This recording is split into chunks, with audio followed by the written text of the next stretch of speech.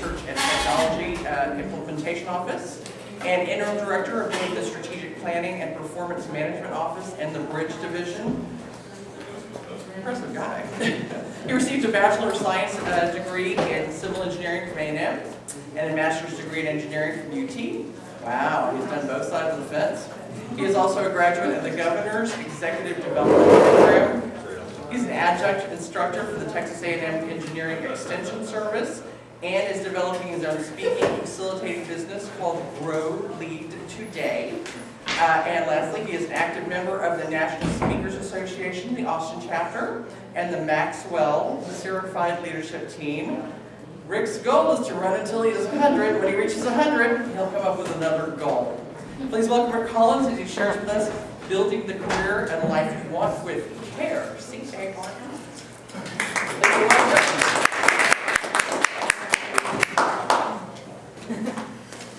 So when I retired from TxDOT, a buddy of mine said, well, Rick, what are you going to do now?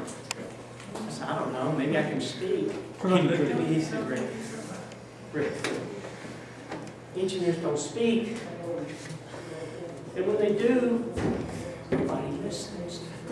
I still carry PE, licensed professional engineer, after my name, so I do that a lot about us engineers. I hope I haven't offended anybody.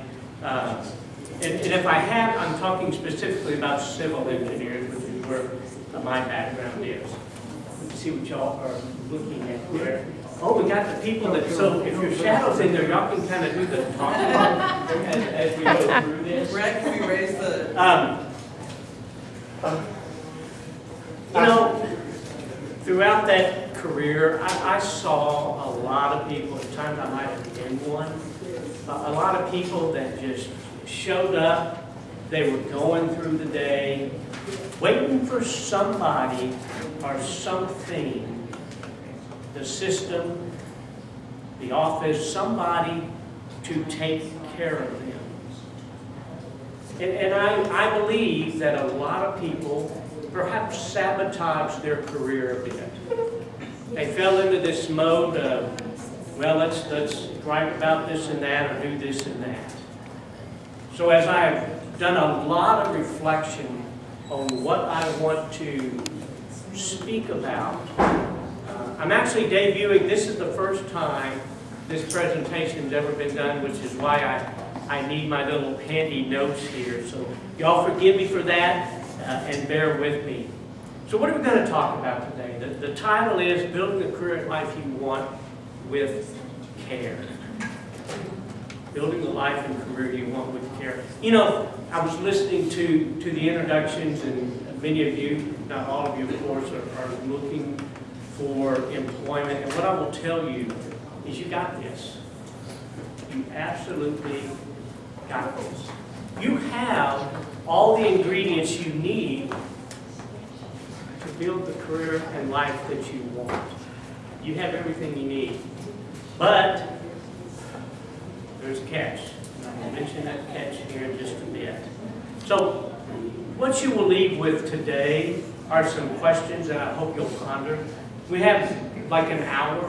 This is not 3 quick steps to success or 4 or 5 quick steps. I'm not actually going to give you, here's what you need to do. However, I am going to give you some questions throughout that I hope you'll ponder during or after this session. Because I think that's what it takes. What I'm talking about is foundation.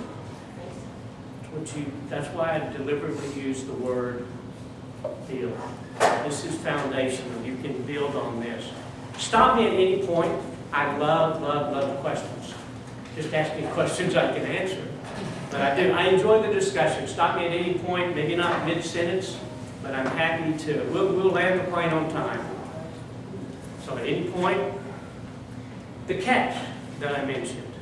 What's the catch? The catch is you have to care. I was teaching a safety class one time, and here's a direct quote. There it goes. Is there an engineer? I will pause for a second. No, thank you. I could have gone south. Seriously. Oh, I see. Still not. Sorry, Rick. I'm trying to be subtle. I'll work. Oh, and for those of you who are new, if you don't leave, at the end, you might be able to win a couple of door prizes. Come back this way, it's all. Oh, yikes. Yikes. We do. I always prefer not to have to employ it. Brett, it's still at an angle. Yeah, there we go. There we go. Sorry about that, Rick. No problem. That's why we have video editing. Edit out this part. Do the outtakes from this. And then, are we able to get the screen to where it's sized correctly? Brett? You know, incidentally, while they're doing this, my favorite candy is the chocolate kisses with almonds. What kind? Chocolate and almonds. Okay. Anything with chocolate and almonds, but I like the little kisses with almonds. Any kind of chocolate with almonds. Sorry, Brett, so can we then get the screen sized the right way? Yeah, that's, well, Brett, can you do this? Can you do that? Can you do the other thing? Thank you.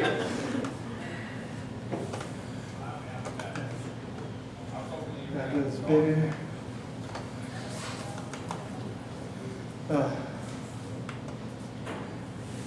Oh, This is not a problem, y'all, to deal with this for me. I ain't even working for sweat yet. Oh, you might need to move it to the right.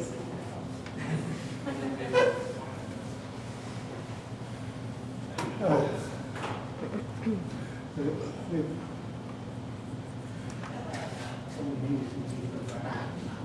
It won't get smaller.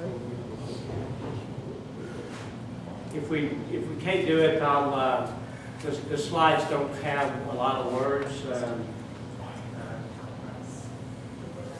I'll try to. Okay. See, this is why we need money.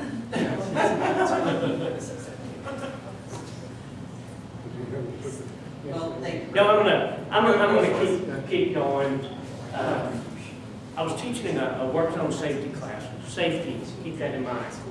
And one of the participants in the back of the class, they always sit in the back of the class. He says, "I don't care if someone dies in my work zone." I'll repeat that.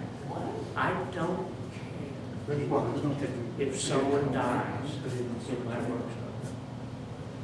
You know, I had my teaching shirt on, so I had to be nice, but think about that.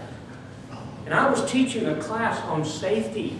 I was teaching him and the other participants how to help keep himself and the motorist going through his work zone safe. And he didn't care if someone dies. So the catch is, you have to care. You have to care. And care is feel concern or interest, attach importance to something. And I guess he didn't attach importance to his or anybody else's life. So you have to care. I was teaching a 15 Invaluable Laws of Growth class. And it's like, okay, I've got the beautiful question, the hands are going to shoot up. I said, who in this class wants to grow? All the hands shot up, except one. I said, oh, what am I going to do now? Hot shot. So I kind of let it go. I wished I'd have visited with her. Maybe I phrased the question wrong, or maybe she really didn't understand the question. But she doesn't want to grow, and I'm all about personal growth. So that kind of hurt. But you know, back to my work zone story. I didn't hear that anybody that works on the side of the highway with cars going by at 70-ish miles per hour within a foot or two. But let me pose this question, and this is for y'all, and we'll get a little discussion going here. What is your work area or office like? You can talk about a previous one. So what's your work area like? Good? Bad? Get along? What's it like? Do people care? Does anyone care? Questions, thoughts? Well, if I know my previous work areas, people just seem to be out for themselves. It's like they didn't really consider worry about continuous improvement, it's just something you talk about. But if you brought up continuous improvement to discuss ideals, nobody really wanted to hear it. They're scared of losing their job because AI is coming out there, Yeah. particularly in the semiconductor space, so they can work it out and anything. But previously, because I worked for myself, I'm also a John Maxwell team member, by the way. Oh, great. We'll have to visit. We'll talk later. But like in my home office, I have drawing boards, whiteboards. I'm an ideal guy, so I'm actually thankful. So that's kind of where I kind of didn't fit into the culture of the life here. So they just wanted to shut up and do your work, even though they said otherwise. So it was contracts and values and those things. So I believe strongly in like servant leadership, and I believe in helping my fellow coworkers out or anybody I work for. And that's what's led me to get other businesses to be successful and stuff like that. Because 5 of the places I work at were voted by the employees themselves the best places to work. Now, very good. So, you know, whether you chimed in or not, the case may be, you know what your work area was like, whether they cared or anybody cared, but the important question, do you care? That's the question, do you care? And you're going to hear care a lot throughout this presentation. In fact, you might get tired of hearing it, but I think it's really important. So some specific examples of what care might look like in a workplace. I think you described something where maybe it doesn't look like people are in it for themselves. Well, when several businesses I've worked here, like I said, I've had places where were voted by the employees themselves, 5 of them, multiple consecutive years, as the best place to work. Showing it's out there, the research is out there. Show that you care about what's going on in a person. Doesn't mean you have to have the same relationship with everybody. You probably read John Maxwell's 5 levels of leadership. But there should be some people that know being transparent, being honest with what's about going on, even particularly with a company, even when it's bad news, okay? And not being playing games with the people and their livelihoods. Or hiring a bunch of people and turn around and lay them off because you couldn't manage correctly. You didn't want to do the improvements correctly. I think a lot of times my career has been the balance between continuous improvement and what's right for the company and trying to keep my employees employed, as many as possible. And that, sometimes you hear a lot about upskilling, reworking, and shifting them around to other positions. And that requires talking to your employees to find out, hey, look, is this a job position you're into? Because you're in the position you're into, we're thinking about possibly eliminating it because it's not necessary. And you have to have those tough conversations. But sometimes HR gets in there and says, John, liability, liability, liability. But you've got to have the tough conversation. Yeah. Very good, thank you. So I'm gonna have one of those, what are you gonna do now, hot shot moments. Just so I know we can keep going, do you care to build your life and career? I hope everybody reads that. Well, maybe I don't want to ask you to do that so I don't embarrass myself again, but I imagine that most, if not all of you, certainly want to build your life and career. I don't know if y'all can really see this picture. It's a building under construction, and I'm showing this slide for 2 reasons. One, I want to let y'all know I am still under construction. I have not arrived. You know, you didn't see any, I haven't written a book, I don't have a degree in psychology or organizational management or anything like that. What I'm going to be talking about throughout this is based on my experiences with my career, my reading and reflection. So I just want to get that out there. I'm not the ultimate at the top of the hill. We're all under construction. I'm a Toastmaster, and I even say sometimes. I used to be a Toastmaster, so that's why I'm starting to say A lot of times, speakers stand up here and they say, me, and you can too. You know, just do what I say. And based on what you've heard about me and seen from me, You might be wondering, Rick, why should we trust you? Why should we trust you? That is a good question, my friends. And all I ask is that you suspend your judgment of me as we go through this material and keep it all about you and where you land on this. And I'll repeat again, stop me at any point. I actually like pushback. Not too hard, but I do. I like, if I say something that doesn't sit well with you, I got a question. let me know. Because I kind of disagree that people don't care about their careers. You haven't coached a lot of people, managing a lot of people. I think, I don't know if you've heard a book called Business Model U. It came out of the business model thing with Strategizer. It was written by Tim Clark. I was part of his team. But it's also, there's a different generational difference. It's like I explained to my younger son and younger people. My father had one career, basically. He had a little bit more, but he had one career. He was trained for one career for his life.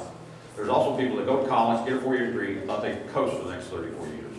Those things are gone. A lot of people, I know even in my personal life, I've switched careers, industries, several times. The corporate ladder is basically gone. It's vanishing. So I think what it is well, I even talked to Roe back in a book that's older than me, Future Shock.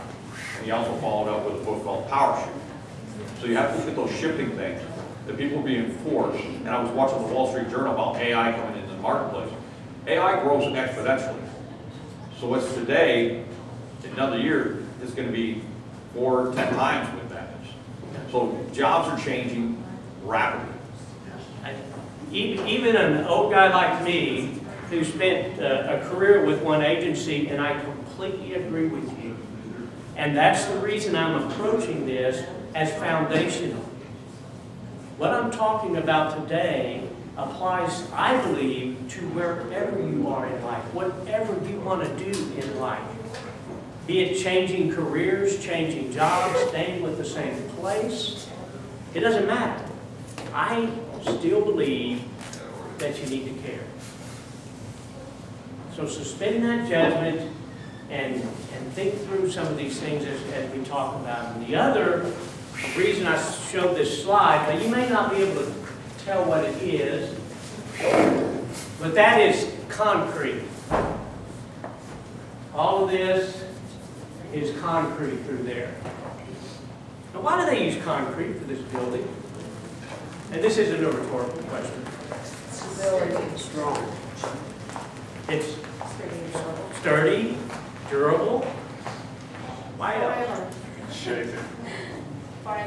Forever. Sometimes, but yeah. So sturdy, durable, strong. Anything else? Cost effective. What's that? Cost effective. Cost effective, isn't it? Now you want to do the math on it. So, but that concrete just doesn't happen. It just doesn't show up. And I promise y'all, this is the only civil engineering stuff I'm going to talk about. But that concrete has 4 major ingredients. There are other ingredients, but it has 4. Aggregate, sand, water, and the cement. And each one of those ingredients plays a part to make that concrete strong and durable and foreverish. Have to be specs, the right amount of each one. If you have too little, keep that in mind, too little of any of these ingredients, the concrete is not going to perform as it's been designed. You may say, well, Rick, thank you for the lesson, but we didn't come here for CE 301. So you may say, well, what's this all have to do with you? I'm really glad y'all asked. Because here is where we're going. And some of these questions, if you want to answer them now, by all means, work something out. But these are some of the questions I encourage you to think about as you go through your day. What have you seen? You just standing there. What are you standing on? You're standing on a foundation. So what's your foundation made of? Quicksand. Earth. And as an individual, and we're going to get, this is going to make a lot more sense here in a bit as we get through the ingredients. But what are you building your life on? What's going to carry you through tough situations? What's going to carry you through job changes, job losses? What's going to carry you through difficult bosses, difficult coworkers? That's where I'm getting at. Attitude. No, that's good. I like attitude. In fact, you'll see I debated on what the A should be, and I'll tell a story about attitude. I'm really big on attitude. So, you know, are you using the right ingredients to build your foundation?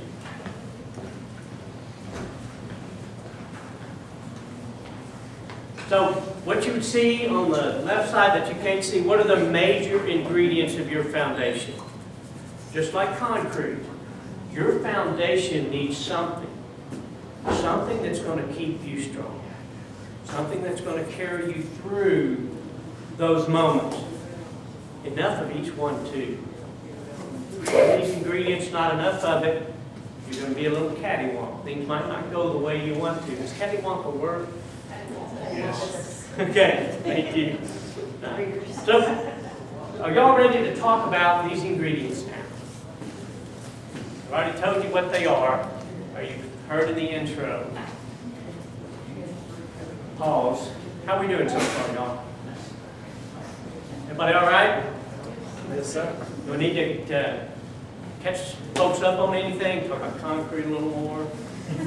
Hey, don't let the interim division of the bridge director fool you. I am not a bridge design guy. In fact, my first day as I was interim director, I'm reverting a little bit. I can't stand it, I have to.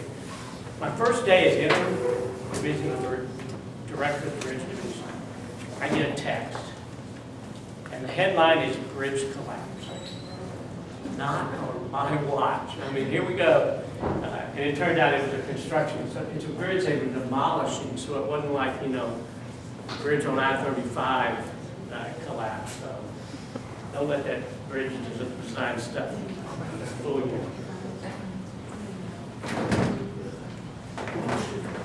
First ingredient, character.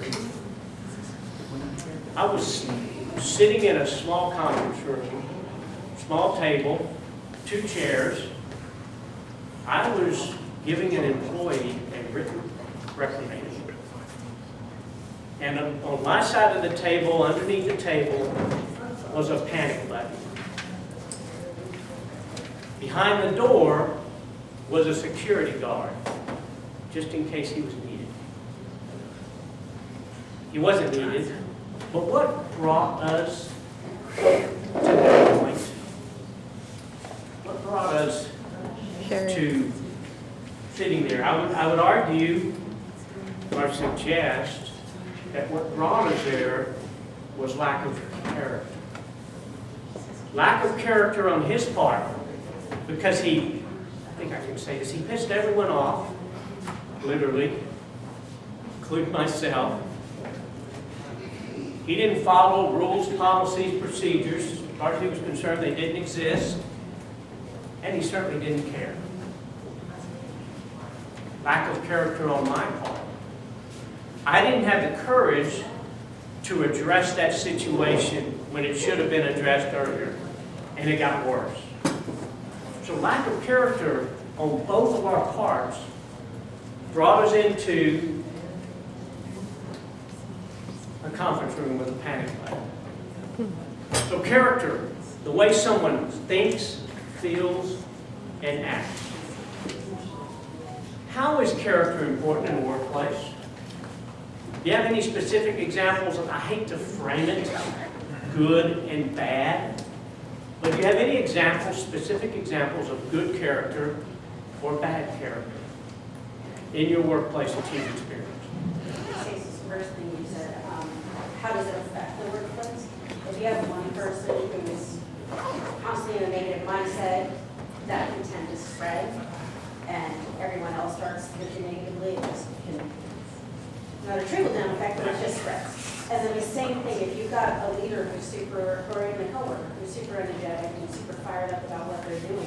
it tends to be contagious in a good way. So character of one person can really bring up or bring down another. Thank you. Character matters. It matters in the workplace. Anything else? I saw this quote somewhere. Character is who you are on the inside. No accomplishment, failure, or success will change who you are on the inside. You can win the Nobel Peace Prize. Not going to change who you are on the inside at the deepest level. So I want you to think about it. This is one of those things. How do you describe your character? You don't have to, unless you want to say, you can say anything you want at any point here. But how would you describe your character? How would you describe your character? If you really have fun with it, ask somebody how they describe your character, somebody you trust. How do others describe your character? You know, and how do you even know? Somebody asks me, what's my character? I don't know. How do you know? We all know about the five senses. I won't try to name all five because I'll probably miss one or something, but there's also that sixth sense. That sixth sense. And that brings me to our next ingredient, which is awareness. I actually have 3 stories about awareness and 1 story about attitude now, because I debated whether I should go with attitude or awareness, and I went with awareness. I had the opportunity several years ago, maybe several years ago. I was working with a group of people, professional development, and each week we'd get a question. Next week, we're going to answer that question. You got 3 minutes to answer the question. So the question for the following week was, who are you? I got 3 minutes to talk about me. Y'all, that's a Toastmasters training. Wow, I'm walking to my car and man, I'm going to tell them all these great things about me, and this is who I am, et cetera, et cetera. I didn't really know who I was. I mean, seriously. Oh, I could tell you where I was born and what I did and where I lived and all the easy stuff. I didn't really, at a deep level, know the hard stuff. Now, you know I'm an engineer. I've said that maybe too many times.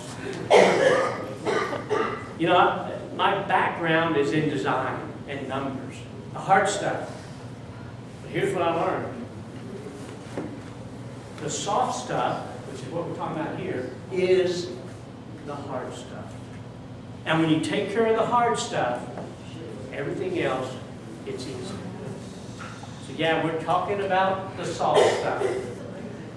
And then you get the soft stuff down, and you can learn the skills for whatever you're looking for. Technical skills, processes, procedures, project management, whatever.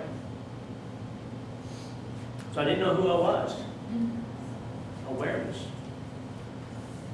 Another time, I'm applying for a job. You know, it's like 10:30, 11 o'clock at night. That's late for me. And there I am, you know, knowledge, skills, and abilities. I don't know if they still do that anymore, but I was, you know, I got to match my knowledge, skills, and abilities to what they're after. And, you know, truth be told, I was kind of twisted and stretching them and thinking that maybe that was a character issue for me. And I got to thinking about it. It's like, Rick, you don't want this job. You really don't want this job. This isn't who you are. Oh, it was a promotion.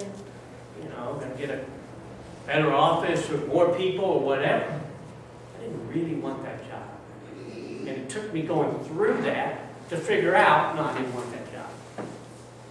Awareness. I closed my application process and went to bed. Last awareness story.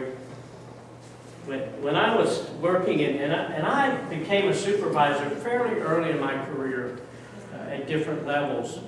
You know, I was a good boss. We all are.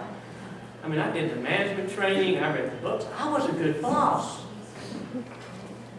Until I realized, as I reflected, after I left that, I really wasn't a good boss. really wasn't as good as I like to have thought I was. And remember the bad guy who I was giving the performance evaluation to, or the reprimand to?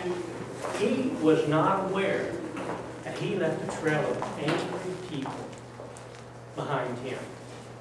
And now you know me, the good boss, I wasn't aware that I left a trail of angry people behind me.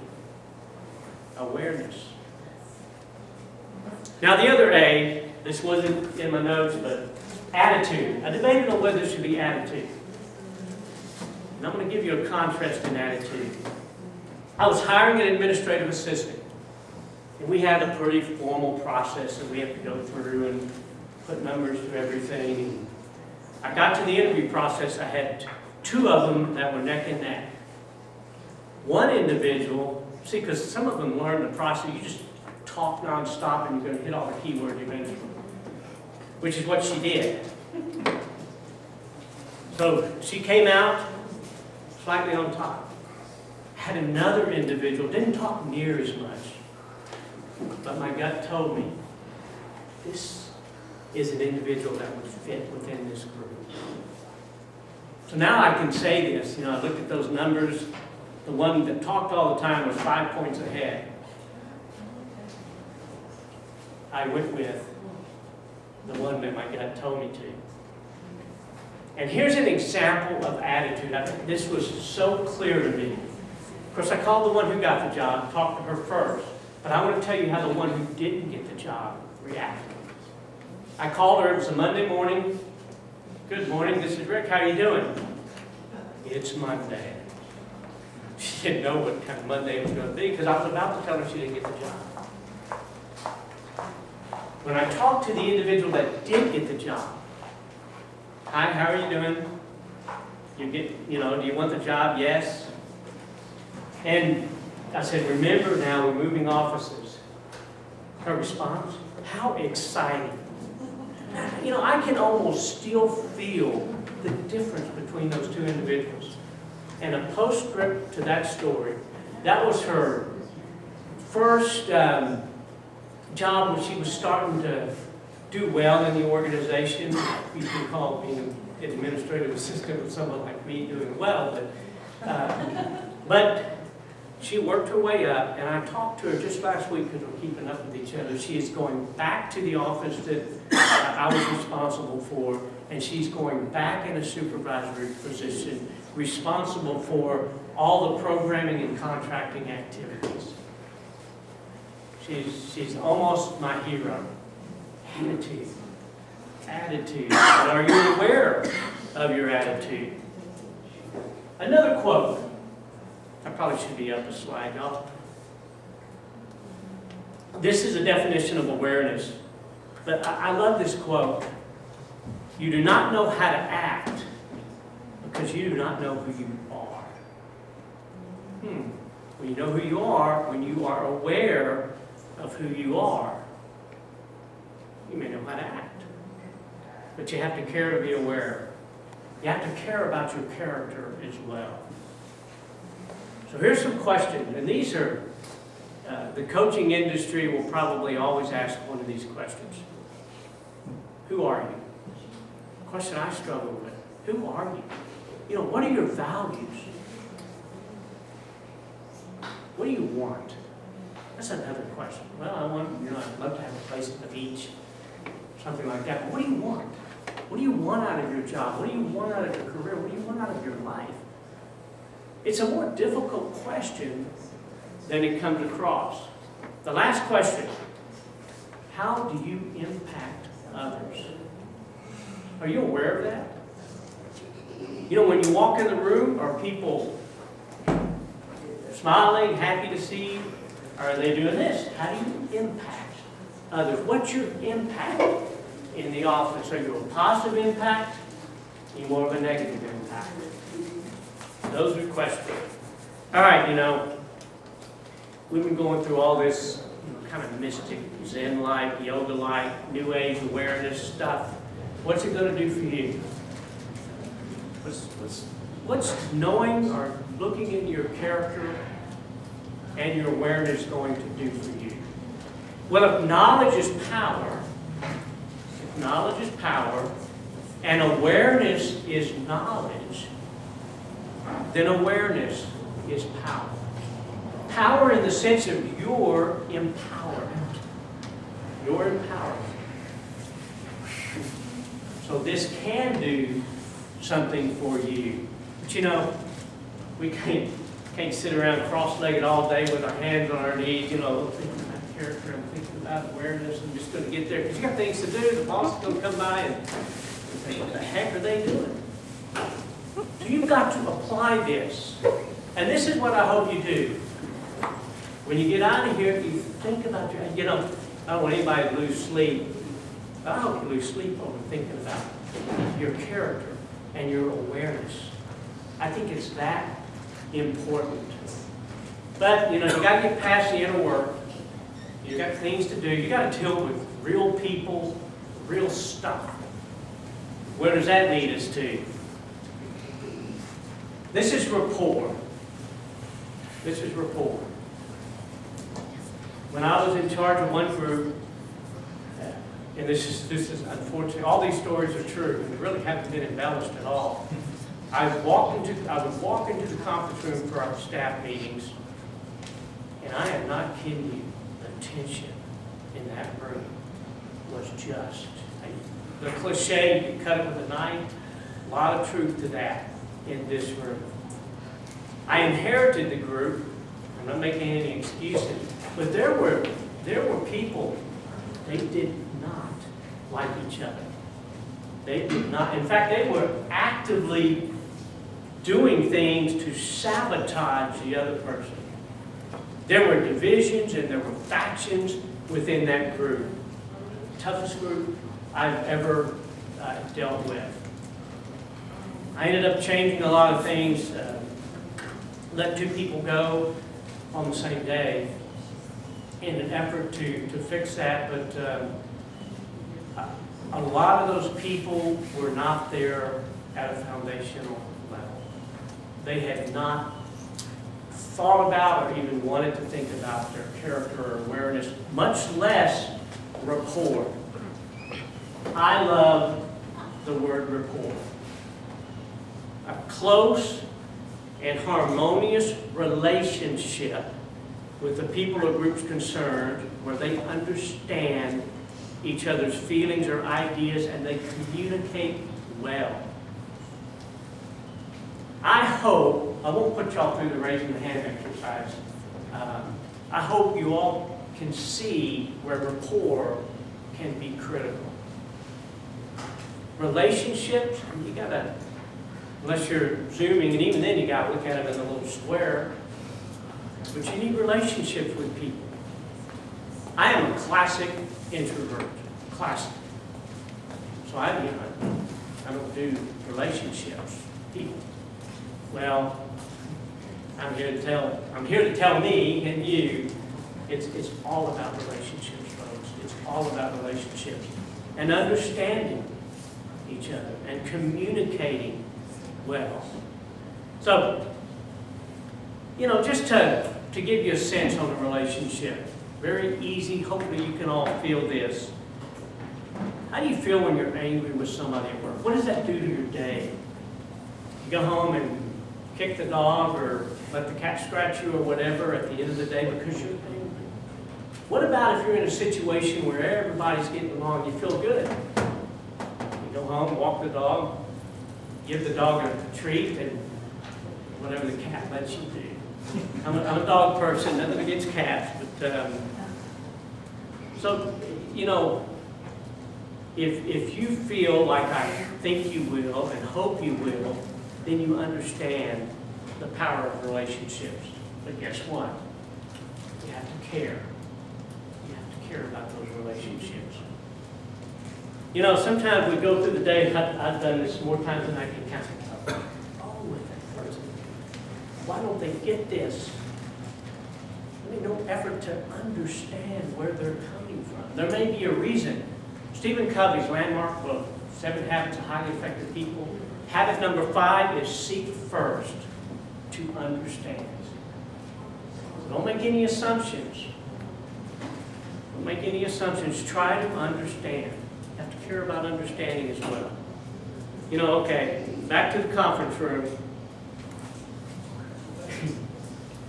I swear, when everybody attended the meeting, everyone had an agenda, and everyone stayed away, I think.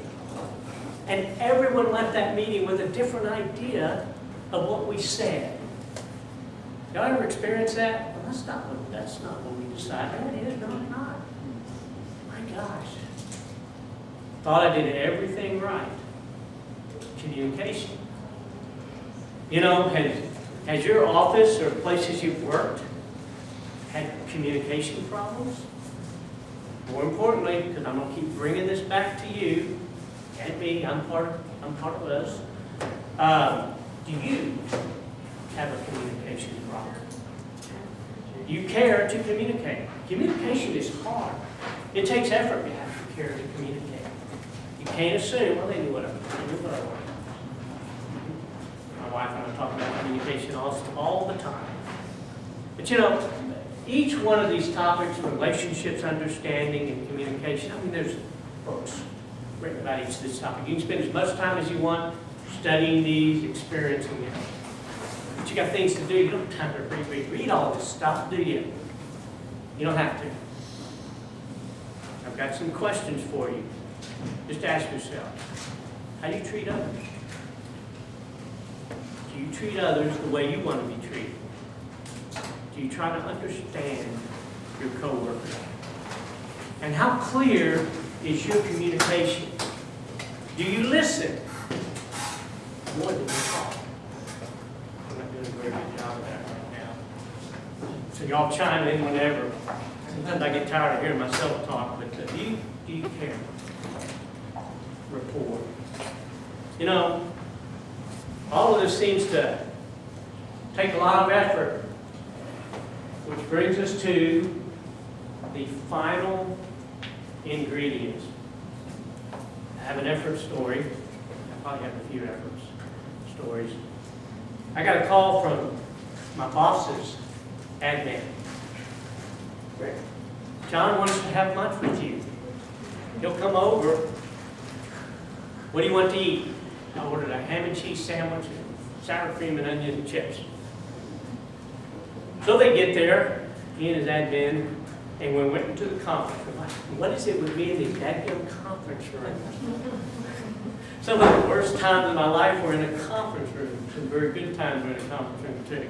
So anyhow, I hadn't even eaten my first chip yet. And John starts in on me. At the time, I was responsible, some of you may have been aware, when the fracking industry was really big, and that was destroying some roads in this state. My job to coordinate that. The governor was interested, the legislature was interested, the public was interested, the commission, the Transportation Commission was interested, and I wasn't doing a good enough job. You know, John didn't say it, but the Orels really hung in that conference room. At first I was pissed, can I say that word here? And I was actually hurt. I also wished I'd have ordered something better to eat since he had paid for the darn lunch. But you know, I thought about it, and he was right. I was not doing and putting forth the effort that project, that the whole state of Texas was watching. Maybe y'all weren't, but people that could make life miserable for me sure were. And I didn't do the job. You know, to make effort, you got to start, plan, meet, think, serve, anticipate, add, subtract, revise, persist, edit, polish, fail, get up, get down, get up, get back. That's a lot of work. If I said that really fast, I'd pull a hamstring. I don't need a pulled hamstring because I got to run until I'm 100. Based on my run yesterday, I don't think I'm going to make it. But it's still out there. So what do you think constitutes effort in your work? What are examples good effort? Hello? Making sure you do it as good as you can and check everybody. Making sure you do it as good as you can. You know, and I don't know if they even still use these anymore, but back in the day, and I'm old enough to say back in the day, it was, you know, you exceeds, meets, or don't meet.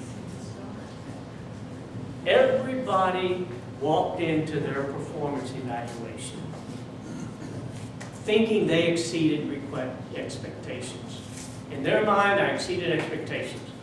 As far as they were concerned, if they got to work at 8 a.m., they exceeded expectations. Everybody thinks they exceed expectations. Everybody wants to exceed expectations. And here's the difference. Not everybody is willing to do what it takes to exceed expectations. And it takes a lot of effort.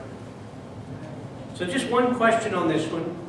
First of all, you know, like everything else, you have to care to make the effort. You have to care to make the effort.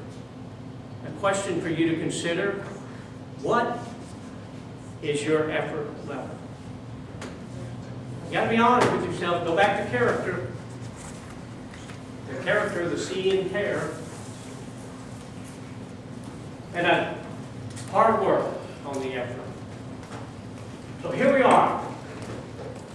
Here are the 4 ingredients for your foundation: character, awareness, rapport, and effort. Actually, if I had my druthers, I think awareness comes first, but CARE makes a lot better acronym than ACRE does. So I put character first. So, I asked y'all earlier, you know, why you should trust me. I said, you don't need to. Just trust yourself. So as you think of these 4 ingredients, just ask yourself, do you want to be a person of good character? You don't have to answer out loud.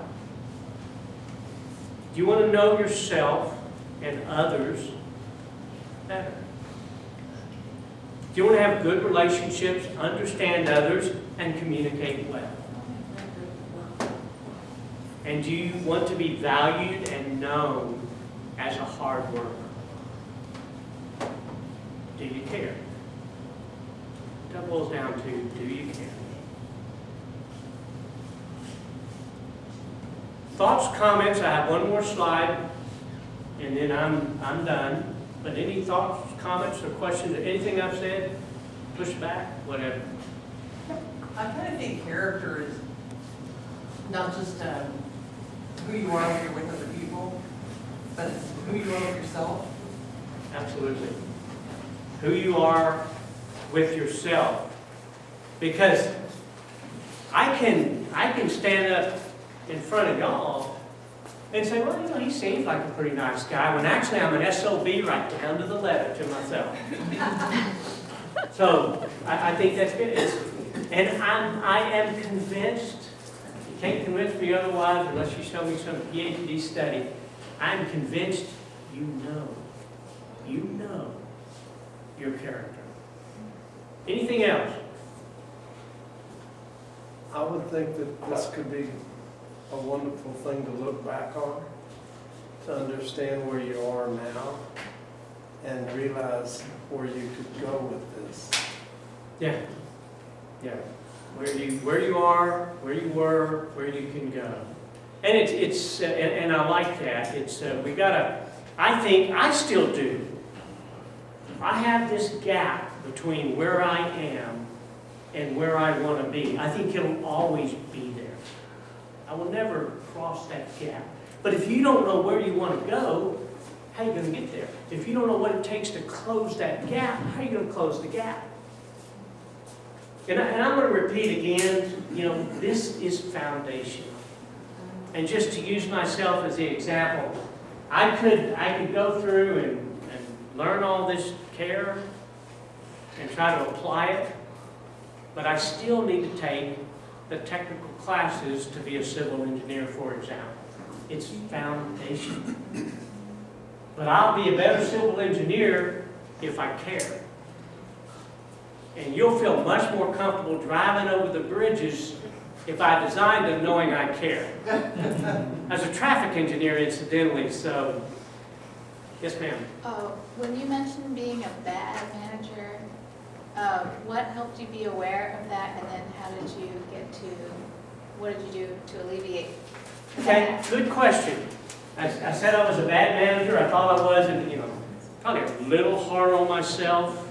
And what I tried to do is, and there were times, y'all, I'd get into my office and I would close the door, and it's like, what am I going to do?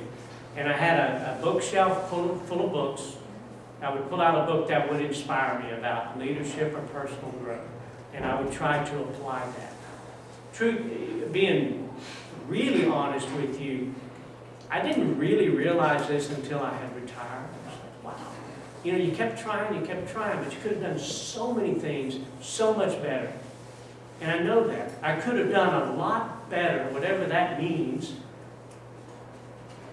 if I had just done some things and applied some things, which is why I can't tell y'all how many pieces of paper I've scribbled on and written on and done to get to this point, to what I really wanted to visit about. And it's based on just that.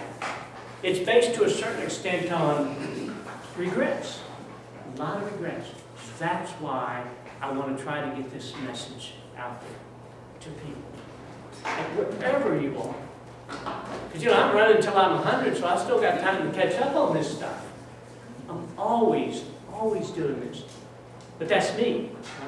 You are who you are. And that's great. But I will probably be on my deathbed with a personal growth book. Better.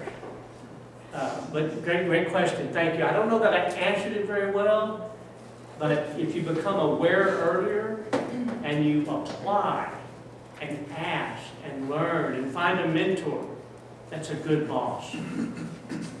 So are you saying that you found a mentor, or what helped you in your awareness? Again, a good question. I did have about as close to a mentor, I wouldn't call him a formal mentor, but I really thought highly of him. And there was one time, I was in his office, and there were two bosses between us, so he was up there. And the big boss is chewing on me. I mean, he says, I want to do Rick's evaluation next. And the two bosses between, they're drinking Coke and eating popcorn and watching the show, and I'm getting the heck beat out of them. Next morning, 7 o'clock, because I get there early, he was knocking on my door, and he said, Rick, I just want you to know I think highly of you, and if you see a job that I'm posting, you better apply for it. And I did, and I became head of the railroad section. I didn't mention I was with the railroads. But, and I've always thought about him a lot. He actually passed away recently, but he used to say, make a decision. Make a decision. If it's not the right decision, you just have another decision to make. And he would hate for us to sit on something. I'm giving a lot more than I should, but I'll shut up. He would say, make a decision or I'll make it for you. You don't have to live with it. We believe it. So you don't sit on stuff. But you have mentors. And I think it's kind of in my nature to want to read and try to grow and do better. But you also, you can't read yourself to this. You've got to live it. You've got to be in it. And sometimes I maybe hide behind my reading a little bit because it's so safe. And I'm an introvert. If your mentor gave you some advice, would you take it? Like, would you just go with it? The first thing I want to say is it would depend on the advice. But after a little further reflection, for as long as I reflected on it, I would. Especially if you've got a trusting relationship with a mentor. If you're working with a mentor, either a mentee or a mentor, I believe you need to have some agreements up front. Because if I'm mentoring someone, and I'm working with a couple of people right now, if I ask them to try something or think about something or do this, unless they say that's not going to work for me, okay, what will? and they don't do it, then I'm like, well, how interested are you in this? So it probably depends on the relationship with your mentor. If it was the first day and they said, well, I want you to go out and swim across Lake Travis just to develop your courage and stamina, you'd say, no, that ain't happening. Maybe it will. I don't mean being prejudging. I'd like to swim across Lake Travis. Especially there are islands out there now. What else, y'all? And I know we need to wrap it up before I leave y'all with the final slide and final thoughts. I love the discussion. I love this stuff. And thank you for being my guinea pigs with on this. And you can't see the questions, but the two questions are, and I'll leave you with this. What are you building? And are you building it with